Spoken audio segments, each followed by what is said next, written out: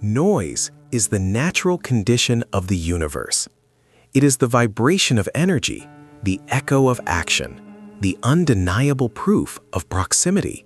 We live immersed in its complex tapestry, the mechanical hum of civilization, the perpetual churn of commerce, the constant exchange of language.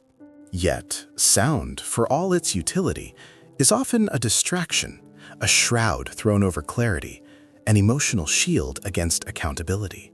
There are moments exquisitely rare and infinitely consequential when the noise abruptly ceases, yielding to a planned and purposeful stillness.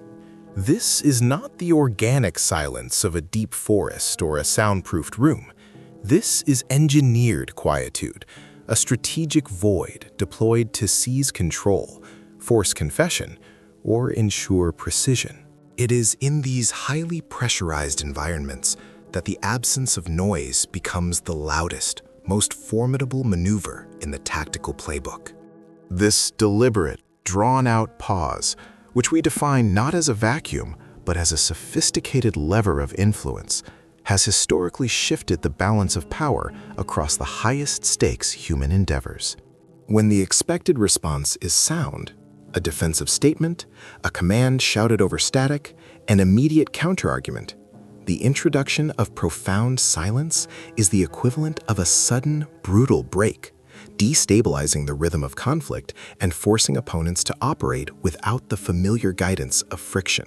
The unnerving quiet of anticipation, where the ears strain to detect the first sign of movement or sound, is the psychological precursor to strategic victory. It is a calculated weapon used by those who understand that in moments of extreme tension, the human nervous system cannot tolerate a sustained lack of input. It will generate its own output, often revealing the very weakness the strategist sought to uncover. Our first encounter with this weaponized stillness takes place in the rarefied atmosphere of the diplomatic interregnum. Imagine a room dedicated entirely to consequence, the conference chamber. The air, conditioned to a precise, cool temperature, smells faintly of aged mahogany and expensive pipe tobacco, residuals of decades of serious negotiation. Light filters through heavy velvet drapes, illuminating dust motes dancing over the massive, highly polished table, a smooth, dark ocean reflecting the faces gathered around it. The chairs are upholstered in heavy, unforgiving leather, designed for gravitas, not comfort. The atmosphere is thick, not with shouting, but with unspoken ultimatums, measured glances, and the palpable weight of geopolitical stakes. In this setting, the negotiation has reached its critical impasse. The opposing delegations have traded their carefully worded proposals, the documents have been reviewed, and the expected volley of counteroffers has dwindled to a tense stalemate. The lead negotiator for the employing side, a figure defined by his absolute stillness, leans back imperceptibly, his hands resting on the table's edge, thumbs barely touching. He has delivered his final stated position, a position he knows is significantly below the opponent's internal maximum acceptable compromise, but which sounds, by all appearances, non-negotiable. The response from the opposing side is silence, initially. But the negotiator for the employing side responds to their silence with his own, far more committed and profound. He does not shift his gaze. He does not clear his throat. He does not rustle the papers stacked before him. His silence is absolute, a calculated void into which the opponent is expected to fall. Time, previously a fluid concept measured by rhetorical momentum, suddenly becomes a viscous, heavy entity. The only audible metronome is the soft, resonant ticking of a massive, ornately carved grandfather clock positioned against the far wall. Each tick now sounds like a gavel strike, marking the irreversible passage of opportunity. The opponents, conditioned by years of brisk diplomatic exchange, wait for the negotiator to offer a softer phrasing, a caveat, or a bridge-killing statement, anything to restart the necessary engine of compromise. But the bridge is never offered. The silence stretches. It passes the 10-second mark, then 15. The stillness begins to breed discomfort. The opposing representative fidgets, a small movement of his jacket sleeve across the leather. He sips from his water glass, the clinking of ice against crystal sounding shockingly loud in the confined space. His gaze darts to his subordinates, seeking some shared anchor in the tension, but they mirror the silence of the room. The pressure generated by the prolonged quiet begins to corrode the opponent's resolve. The silence is interpreted not merely as firmness, but as indifference to failure, a terrifying psychological stance suggesting that the current, unfavorable proposal is not merely their starting point, but the complete package, and they are fully prepared to walk away and absorb the consequences. The tension becomes unbearable. The opponent is left with an isolated choice: shatter the silence with capitulation, or face the catastrophic implication of dissolving the talks. He cannot bear the weight of the ticking clock, the accusation in the unblinking gaze, the knowledge that every second that passes solidifies the perception of the employing side's absolute readiness to abandon the process. Finally, unable to tolerate the void, he breaks. He doesn't yield entirely, but he speaks prematurely, leaping past the expected intermediate steps, revealing his true maximum acceptable compromise in a desperate effort to inject movement back into the negotiation. The negotiator, having utilized the sheer gravitational pull of prolonged quiet, secures a victory measured not in data points, but in seconds of deliberate, crushing stillness, extracting the concession before the opponent realized the game had become one of attrition, not rhetoric. Our journey shifts dramatically from the polished mahogany of diplomacy to the cold, kinetic reality of the command post hold. The scene is subterranean, deep beneath the earth, designed to withstand unimaginable shock. The air is stale, faintly metallic, thick with the scent of ozone and strong, lukewarm coffee. Fluorescent lights, shielded by metallic grids, flicker incessantly, casting a nervous, unstable illumination over maps taped haphazardly to the walls. Maps annotated with greasy pencil marks, smeared with coffee stains, and crisscrossed by red and blue tactical lines. Radios hiss and crackle. Messengers lean close, whispering hurried reports that are immediately translated into chalk marks on large gray situation boards. The environment is one of relentless sensory overload, designed to process chaos into actionable intelligence. A general, his face etched with sleepless concentration, stands over the central holographic display, absorbing the incoming torrent of fragmented information. Casualty estimates, projected enemy movements, resource depletion rates. The moment approaches for the issuance of the irreversible order, a complex maneuver with profound risk and potential geopolitical fallout. Every fiber of the general's training, every muscle memory honed by decades of service, demands rapid, decisive action to counter the perceived velocity of the threat. The communications officer is already poised, hand hovering over the transmission key, awaiting the clipped, authoritative sequence of instructions. But this particular command post operates under a highly disciplined, non-negotiable protocol preceding any deployment of maximum force. The mandatory minute of profound quiet. The command post hold. At the pre-designated trigger, an officer strikes a large, muted gong, not for sound, but for tactile signal.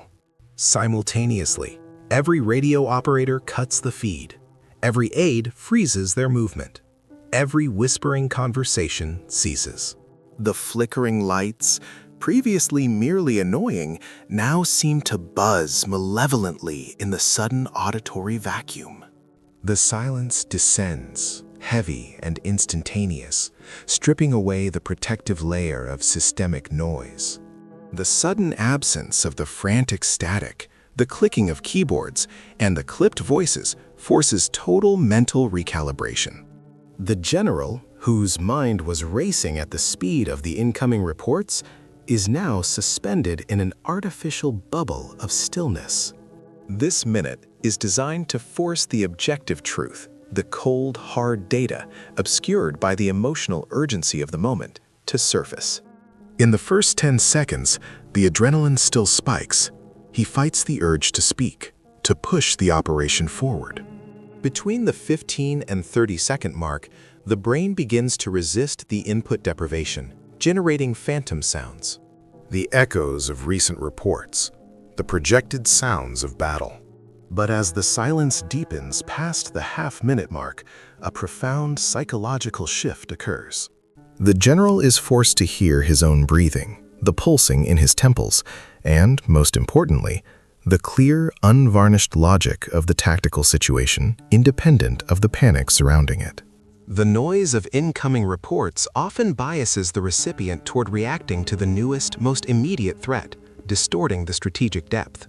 The quiet, however, provides the mental bandwidth necessary to review the entirety of the objective, not just the reaction, but the consequence.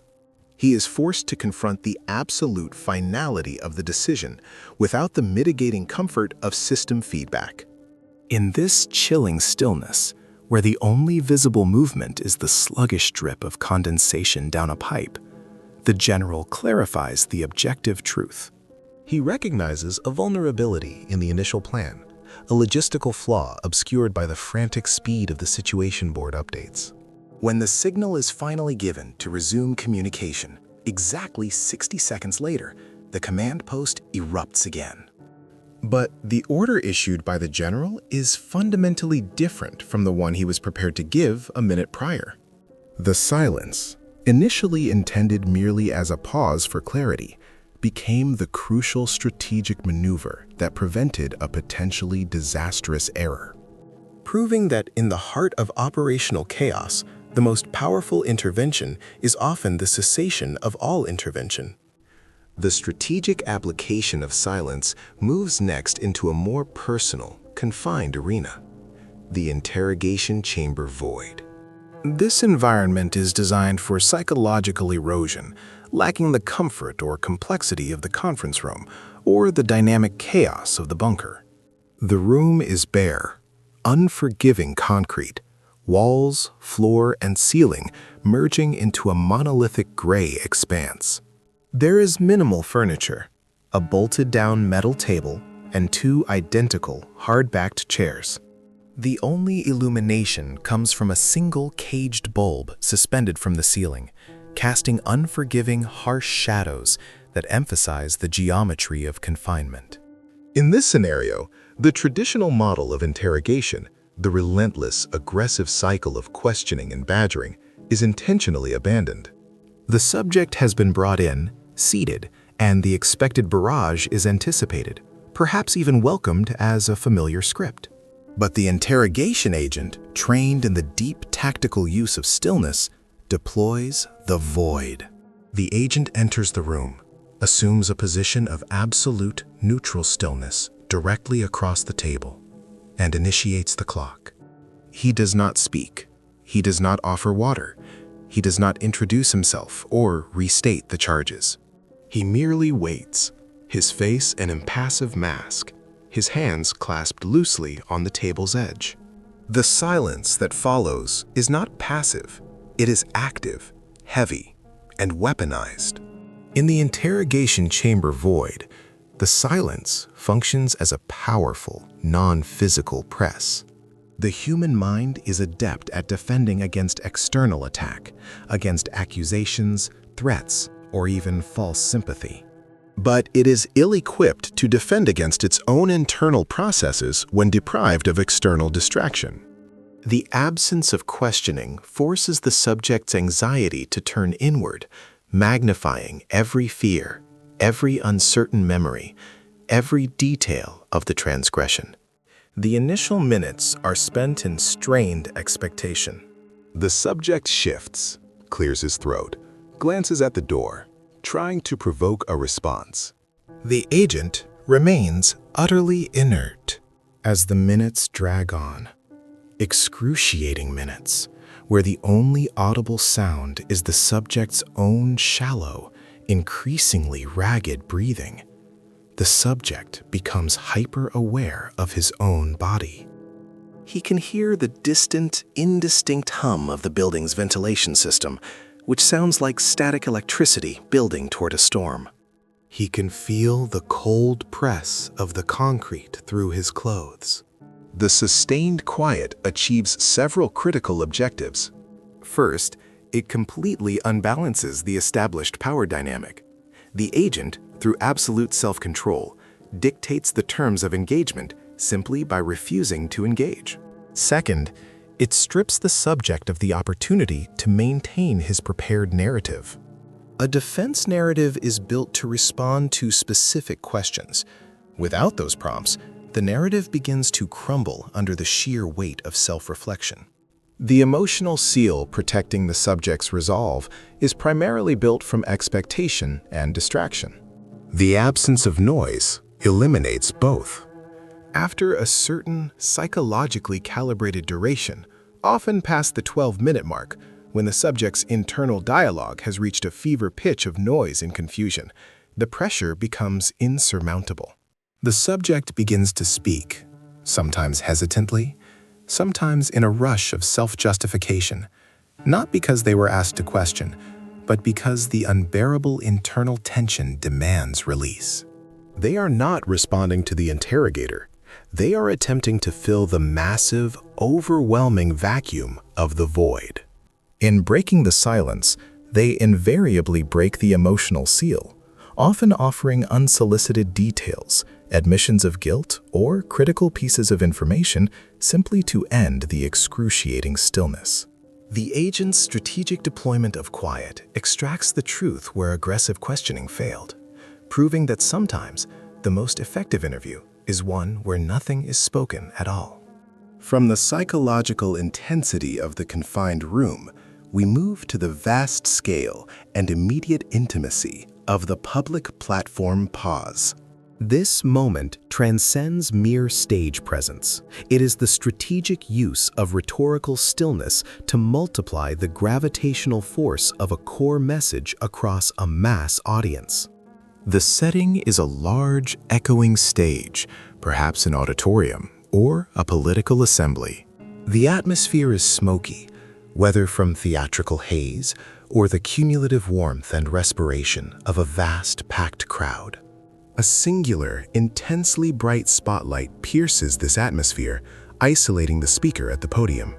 The scene is one of electric tension, expectation radiating outward from the stage to the silent, waiting thousands who fill the shadowed tiers.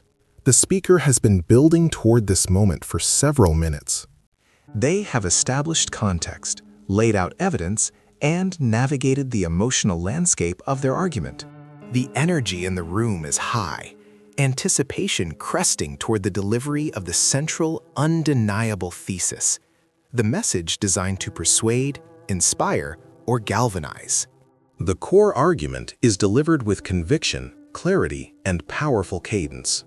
The sentence lands with the force of an oratorical hammer blow.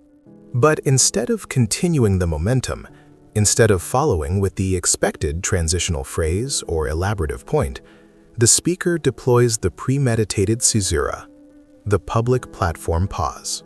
The speaker takes a deliberate step back from the microphone, which now looms large and silent. Their body language shifts slightly, from kinetic energy to monumental stillness. The pause is not a moment of searching for the next word, nor is it a simple breath. It is a carefully timed void, measured not in seconds, but in the perceived rhythm of the collective human heart. Initially, the crowd processes the message delivered, expecting the speaker to immediately continue.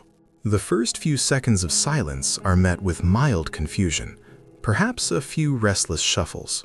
But as the pause extends past 4 seconds, the confusion deepens into focused attention. The silence forces the audience, individually and collectively, to hold the gravity of the message they just heard.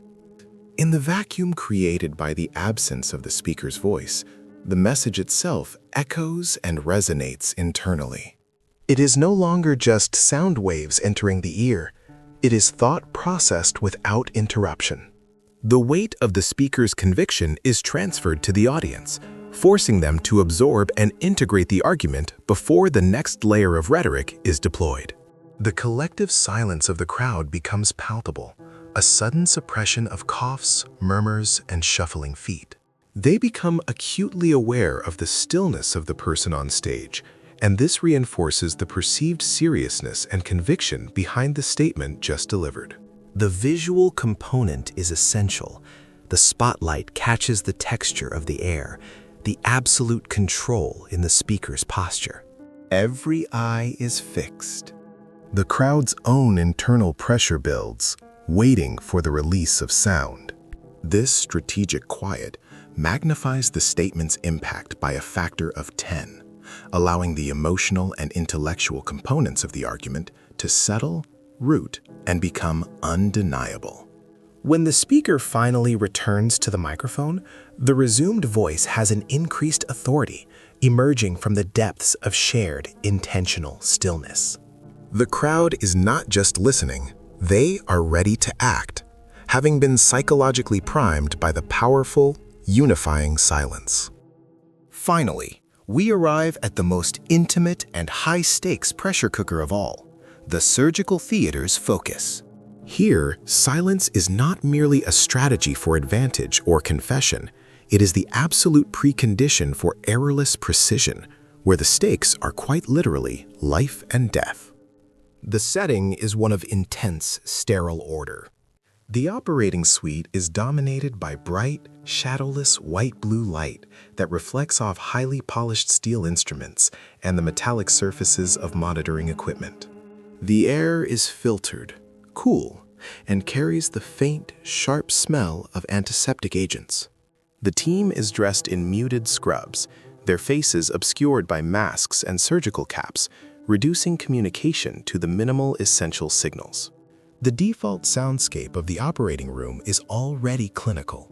The rhythmic, high-frequency beeps of the cardiac monitors, the low whoosh of the ventilator pushing air into the patient's lungs, and the occasional, clipped request for a specific instrument. Scalpel, please. Suction. This sounds like order, but even this essential communication must yield during the most critical juncture. The moment of decision arrives. The procedure reaches the delicate, non-return threshold, the stage that requires maximum physical stillness, focus, and dexterity, often involving micro-manipulations around vital structures. At this precise point, the lead surgeon initiates the focus. The surgeon issues a single low command to the circulating nurse and anesthetist. Hold. Immediately, all non-essential communication ceases. The chatter about the patient's history, the casual exchanges about equipment logistics, and the peripheral discussions about workflow vanish. The focus becomes so intense that even the rhythmic, clinical beeps of the monitors seem to grow louder, becoming the absolute, dominating pulse of the environment. The only other sound permitted is the precise, mechanical whisper of instrument against tissue, or the soft, controlled exhalation of breath from the masked surgical team. This silence is collaborative and professional, enforced by mutual recognition of the critical nature of the task. In this quiet, there is no ambiguity. The physical stillness imposed by the silence reduces the chances of accidental bumping, dropping equipment, or disrupting the microscopic field of work. The surgeon and the primary assistant, isolated by the intense beam of light, enter a state of deep, synchronized flow. Their actions are not directed by verbal commands, but by highly refined anticipatory nonverbal signals, a subtle tilt of the head, a slight shift of the wrist. The silence eliminates the need for confirmation or repetition, streamlining the cognitive processes involved in the intricate maneuver. It forces all mental energy onto the task at hand, demanding absolute, errorless precision. In this metallic, sterilized atmosphere, the absence of human speech dictates survival. The cessation of noise serves as a filtering mechanism, allowing only the purest, most critical sensory data, the visual field, the tactile feedback of the instruments, and the auditory status of the patient via the monitors to reach the decision-making cortex. The surgical team does not need to be told how serious the stakes are. The oppressive, functional silence reminds them constantly. It is a moment where the greatest act of communication is the disciplined, unifying commitment to silence, a strategy that literally dictates the boundary between life and death. Across these 5 wildly divergent high-stakes environments, the negotiation table, the military bunker, the interrogation chamber, the public stage, and the operating theater, a common thread emerges, woven from the absence of sound. Silence, often misconstrued as a passive gap, is in reality an incredibly aggressive, dynamic, and purposeful tool. In diplomacy, silence creates a pressurized vacuum, forcing revelation. It is a weapon of patient attrition, demonstrating unflinching commitment and forcing the opponent to fill the void with their maximum acceptable limits. In command situations, it is a clarifying filter, scrubbing the data of emotional static and enabling clear-headed strategic reassessment before irreversible action. In interrogation, the void weaponizes the subject's own psychological turmoil, dismantling defenses built against external stimuli and compelling self-disclosure. On the public platform, the dramatic caesura amplifies conviction, allowing the weight of the message to sink into the collective consciousness, maximizing rhetorical gravity. And in the surgical theater, silence is a fundamental prerequisite for successful execution, enforcing absolute precision and minimizing error in the face of fatality. The strategist, who masters. Di atas mahoni tua, ketegangan terkendali berdiam.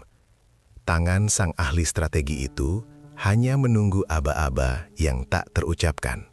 Disiplin internal terpahat jelas. Ia hanya menunggu waktu untuk bergerak. Keheningan yang menekan menyelimuti meja marmer yang steril ini. Ruang kosong ini adalah panggung bagi kesepian korporat yang tak terhindarkan. Understands a fundamental truth of human engagement. We are terrified. Kedinginan yang dingin menggema di aula megah yang tak berpenghuni. Kebesaran ruang hanya menyisakan rasa kehampaan yang menindas. Telinga sang ahli strategi menyimak, memburu petunjuk akustik yang paling samar. Disinilah keputusan besar bermula. Rhythm, feedback, and confirmation. In noise, by denying these comforts, by forcing the environment. Keheningan abadi. Ribuan partikel debu membeku, tertangkap sempurna dalam pilar cahaya matahari yang tajam. Of acute, expectant stillness, the strategist seizes an unparalleled form of control. The absence of noise is not a luxury. It is a tactical masterstroke, a maneuver that proves time and again that the quiet moments are often the most defining